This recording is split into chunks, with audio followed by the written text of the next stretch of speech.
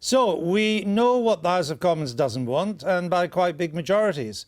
But we still don't know what it does want. It's not really clear that alternatives to the government's Brexit deal can command any more support in the Commons than the May deal itself. Former Attorney General Dominic Grieve is a staunch Tory Remainer who's opposed to the government on Brexit. But what does he want to happen? Here is his take of the week.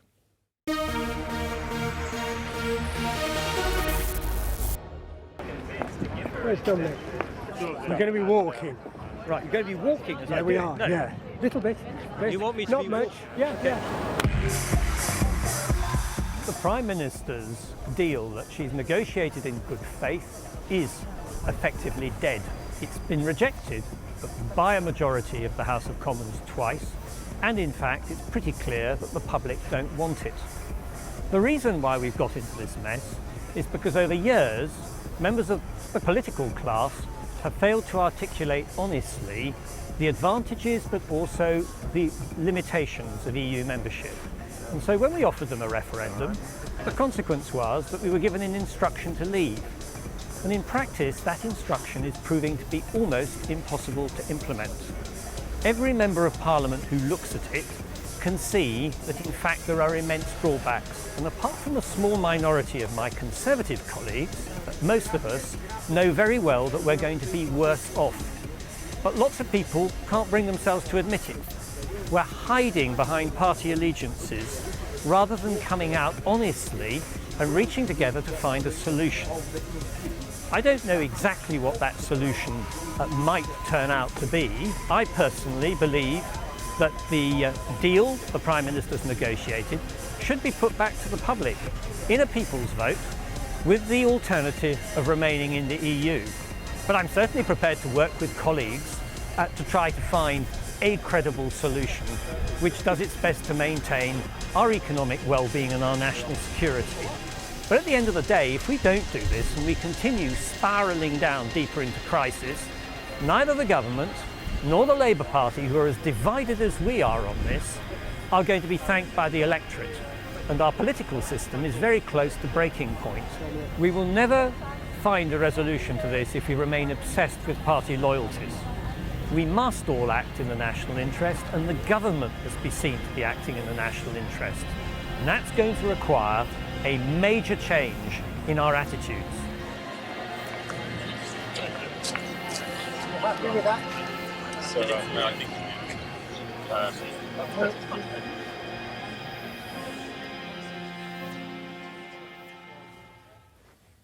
And fresh from the political bun fight that is College Green just round the corner, Dominic Grieve joins us now. Welcome. Thank you. What's your response, Michael?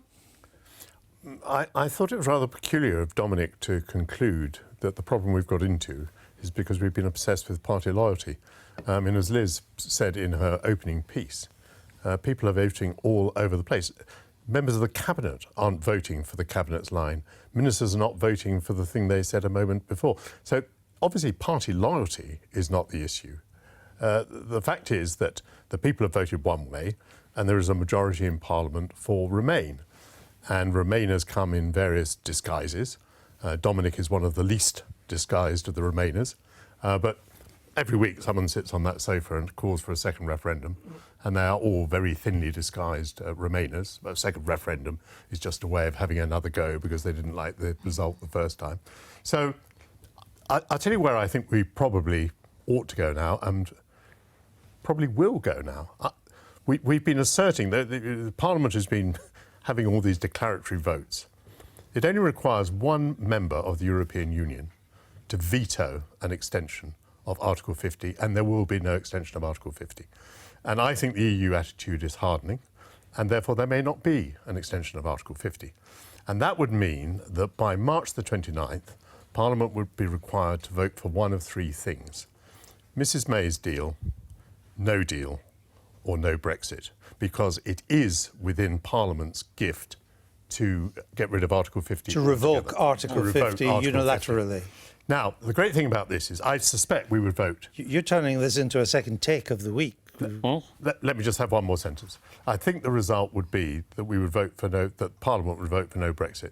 But then the names of all the members of Parliament who defied the will of the people would be there in Hansard for the British people to understand and to know. What do you make about Michael's point that party loyalties are gone anyway now? They're all over the place. There's nothing exceptional in breaking party loyalty now. I said members are hiding behind party loyalties, which is slightly different. What I meant by that was that the excuse given for not expressing your own opinion about what you believe in is dressed up in a whole series of displacement activities, which says, oh, I couldn't do this because of the referendum result, because my association will not allow me to do it. And a lot of colleagues are running very, very frightened and scared of their associations.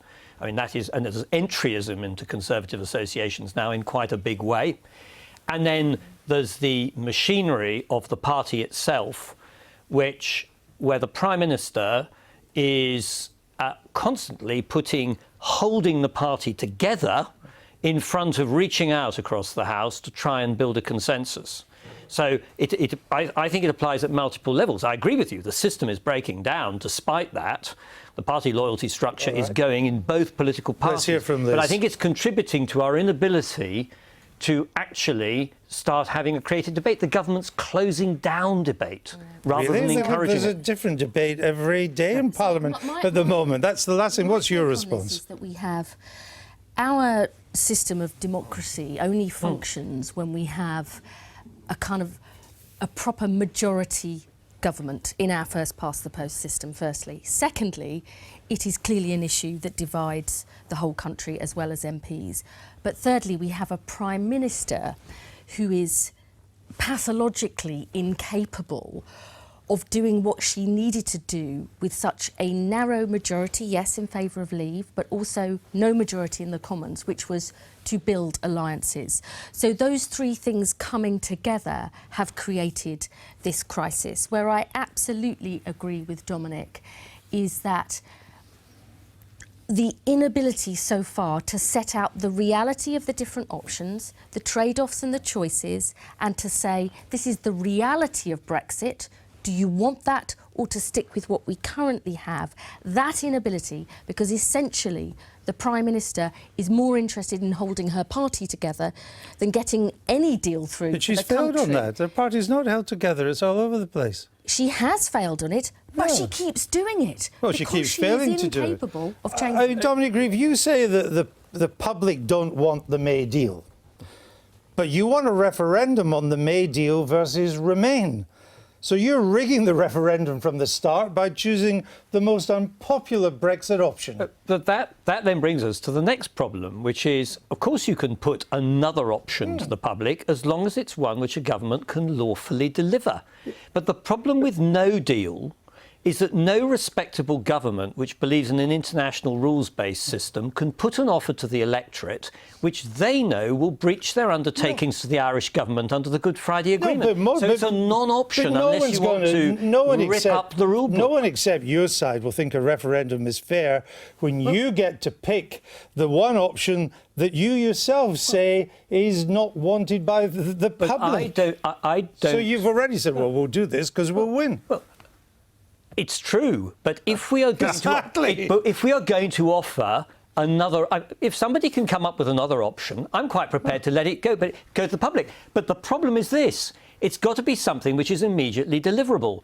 And I will say this for the Prime Minister's deal: it is immediately deliverable. You say, and so we could leave within 48 hours if we lay the ground properly of a referendum saying, the public saying, look, don't care about its shortcomings. Yeah. We're happy to leave. Leave is so important to us. We want to leave on the Prime Minister's deal. We could leave within 48 hours and get that done. Sure. Or remain. But otherwise, you've got to find something which is equally deliverable. And no deal isn't. You've found something that makes you sure you'll win. Why would any member of the public participate in such a referendum, knowing that the last time they voted in a referendum, Parliament ignored them? Well, what guarantee would there be for the public that if they voted for Mrs May's deal, that Parliament would deliver Mrs May's deal. We could do as we did with the alternative vote system and good referendum, and lay all the foundations for departure simply by 48 hours by a ministerial order. I mean, the truth is that can be done. Everyone thought all the foundations had been laid last time. The Prime Minister assured them Sorry. that what they decided would be acted upon.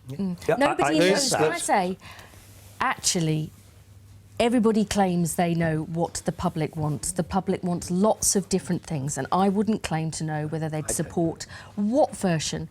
What I do know was they voted by a narrow majority to leave, but how was not there. They were promised very different things. And I think, how else are we going to get out of this mess? I mean, the thing is, at least this is an active proposal about how we solve it. Could get you into a bigger mess. Supposing the result is 51-49 for Remain. You think that gets you out of a mess? I think that there will be a continuing... As I said here before, Brexit is not going to go away. So it doesn't get you out of a mess? It will be a continuing issue for the rest of my political lifetime. It's the least worst You were in option. the government. The least worst option. That came up with the idea of a referendum, and you voted for the referendum. No, I wasn't in the government. You voted for the referendum in 2015. You were a member of the government, weren't you, that promised to implement whatever instruction it produced? I wasn't a member of the government, no. I was in government when David Cameron at the political cabinet announced he was going to make his Bloomberg speech, but he'd sacked me by 2014 over human rights matters. Yep. So thereafter, I was a backbencher. But no, the criticism is justified. But in the subsequent general election, you told the voters of Beaconsfield, only a year after the referendum, which you voted for, you told them, quote, you strongly support the Prime Minister's determination to secure a negotiated settlement. So you told the voters to get re-elected in 2017, and then you voted against this thing you strongly supported twice. It's a very bad deal, and that's the problem. And so, I entirely accept that I tried rather hard, actually, after the referendum, to see the silver lining to the cloud. And I was prepared to try to cooperate with colleagues to see it carried out. But the longer this debate has gone on, and this is the problem for all of us, the more apparent it is that what we are about to do is very bad. It's very bad for people like me because, frankly, I see it as a totally second or if not third-rate future for the country outside of the EU. And for my colleagues in the ERG, it doesn't meet the visions they had at the time of the referendum. Michael? So at both ends, it's getting compressed. Well, I repeat what I've said before. I think we should bring this to a head by March 29th. And I think there's a good chance the EU will bring it to a head by March 29th. And that Parliament will have to vote for one of three things: the deal, no deal, or Brexit. And then at least, it's over. It's over, because I don't think any of us can bear 2 more years of this. And I think the European Union will take that view. They'll say two more, even if Dominic won't recognise the shortcomings of a second referendum, I think the European Union would. And by the way, the European Union would say, well, the last time that was voted on, which by the way was today, that the idea of a second referendum, it went down to a massive defeat. So even if we gave... go down to a massive defeat, really. No? No.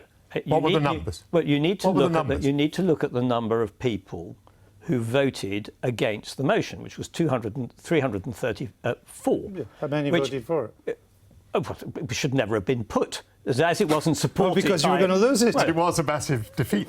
Yes, but I think the more interesting figure for me, because I didn't want it to be put, and I abstained on it. But the more interesting figure is how many people positively said that they didn't want it, and they were free to do that, except in the Labour Party where they were told to abstain. And some did it anyway. But look, only a few months ago, the issue of only a few months ago, we were being told that taking no deal off the table was being defeated consistently, and now it has been taken off the table. Sure. So I actually think it is possible for that to shift. We're talking of 20 or 30 MPs to make the difference. Not tonight, because I think we've got a better chance of winning it later. I mean, you said I'd like to win. You said the country is spiralling down deeper into crisis. Ooh. I don't know what country you're talking about. There is no crisis. We're at peace. The economy's growing for the 9th year. Wages are rising. unemployment at a record low. The crisis is entirely in Westminster. It's here. It's not in the country, and it's caused by politicians like you. It's certainly located in Westminster. That I entirely The accept. country's but not in crisis. Westminster's in crisis. I disagree with you. It's beginning to have a profound effect in a number of areas. Firstly, policy making has almost stopped. So it's finished. It's not happening. All sorts of things which need to be addressed are not being addressed. I think it is a crisis. And finally, I look at the, admittedly, it's quite selective, but as a Member of Parliament, I get exposed to a vast amount of correspondence which suggests to me a disturbed condition amongst quite a large number of people. I don't mean disturbed in some negative or pejorative sense. They are anxious and worried about their future. For a party which prides itself on delivering quiet government, which is what I go and pray for every Sunday, we are not living in an era of quiet government at all. You've given some very positive things about what's happening in the country, but I see a crisis in housing, in many people's wages, in the benefit system, in social care. There are huge issues which we are not dealing with as a country, fundamental long-term issues about the These are serious problems, not crises. That's a serious problems that aren't being addressed because Brexit sucks the bandwidth out. To get care for your elderly mum, to get her out of bed, to get her washed, dressed and fed, and you couldn't get any help and you had to quit, you'd feel that was a crisis. But that's not because of Brexit, that's because of austerity. But part of the problem with it is, and that Brexit is preventing us from dealing with those underlying problems. We're coming to the end of our time. Will you fight the next election as a Tory? I hope so. No plans to join the independent group? No, because my view is that I may work very closely with them. We've cooperated over Brexit issues, but I have to recognise I'm a Conservative, and apart from my colleagues who've gone to join them, and they will have this issue to address, they are essentially a group of Social Democrats. And although I have huge respect for their views, they are, I think... You're not a Social Democrat? I'm not a Social Democrat. And Beaconsfield will renominate you? We'll just have to see. I mean, I'm going to continue doing what I think is right. If my association decides they don't want me, they will tell me so. All right. Well, we wanted you tonight, and we were glad to have you. Thank you very much.